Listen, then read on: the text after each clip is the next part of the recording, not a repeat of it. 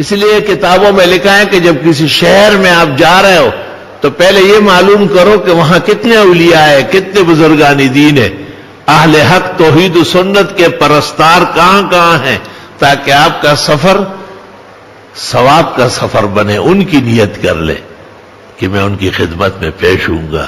ہمارے بزرگ ڈاکٹر صاحب معالج، انہوں نے کہا کہ جب میں نے امریکہ سے ڈاکٹری مکمل کی تو 2 جگہ سے چانس تھی، ایک کراچی اور ایک پشاور.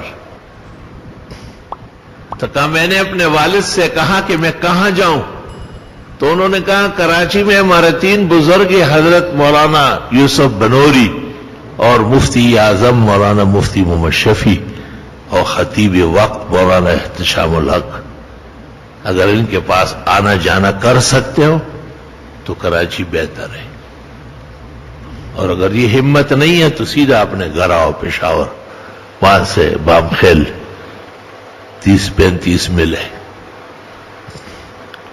تو کہا میں نے کہا نہیں، میں وعدہ کرتا ہوں کہ میں ان بزرگوں کے پاس جاتا ہوں، جاؤں گا.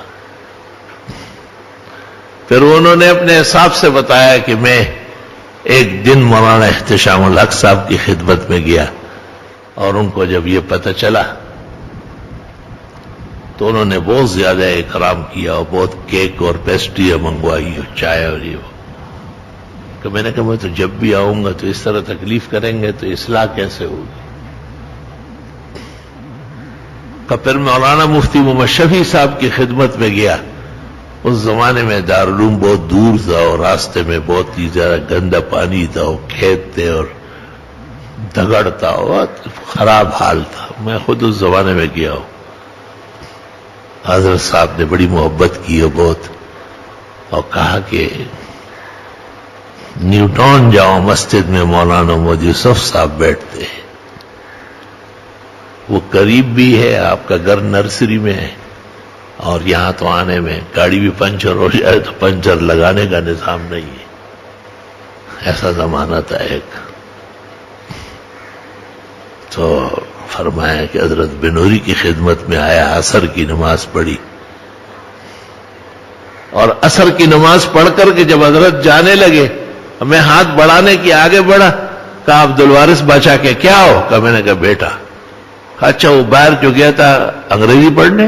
جی میں جی ڈاکٹر ہو گئے؟ کہا ہاں آؤ آیا کرو، مجھے دیکھا کرو، مجھے بھی دل کی تکلیف شروع ہو رہی. حیران رہ گیا. پہلی ملاقات میں آنکھیں دیکھتے ہی کہا عبد الوارث بادشاہ کے بیٹے ہو؟ جی حضرت اس کا بیٹا ہو.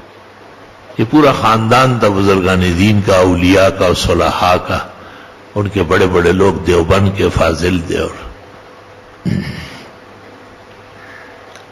فرمایا کہ الوفات حضرت بنوری کو دیکھتا تھا اور خدمت میں جاتا تھا. تو یہ ایک مومن مسلم قدردان کے لیے ضروری ہے کہ وہ جس شہر کا سفر کر لے، لاہور کا سفر کرے تو داتا دی نگری ضرور جایا کرے. اوے داتا کیا کمالات ہے آپ کے، سبحان اللہ. ماں بہت زیادہ اگڑی بگڑی ہے، تو میں گاڑی میں بس داتا صاحب کے وہ جو روڈ ہے وہاں رک کر کے دعا کرتا ہوں. حضرت صاحب کے لوگ آتے مجھے کہتے اندر اندر اندر اندر اندر ہو. ایک دفعہ اندر ہو گیا تھا تو بڑے سیرے پہنائے اور لائن سے نکال کر کے لے گئے، اور وہاں وہ دیکھتے رہے کہ یہ تو کوئی بدعت نہیں کر رہا ہے. آپس میں کہا یہ تو منہوم ہے، یعنی اہل توحید و سنت. میں نے کہا حضرت صاحب بھی منہوم تھے، اسعد و سادات تھے داتا سے، بہت بڑے عالم حافظ الحدیث. حضرت کی 2 کتابیں معروف ہے، ایک الامام الجوفی بخاری کے حالات لکھے، اور ایک الامام الکوفی امام اعظم ابو حنیفہ کی فقہ پر کتاب لکھی. ثابت کیا ہے کہ ضروری ہے ولایت کے لیے کہ وہ حنفی ہو، اور حنفی فقہ قرآن و سنت کے سب سے زیادہ قریب تر فقہ ہے. فجزاء اللہ عنا وعن هذا الدین احسن الجزاء.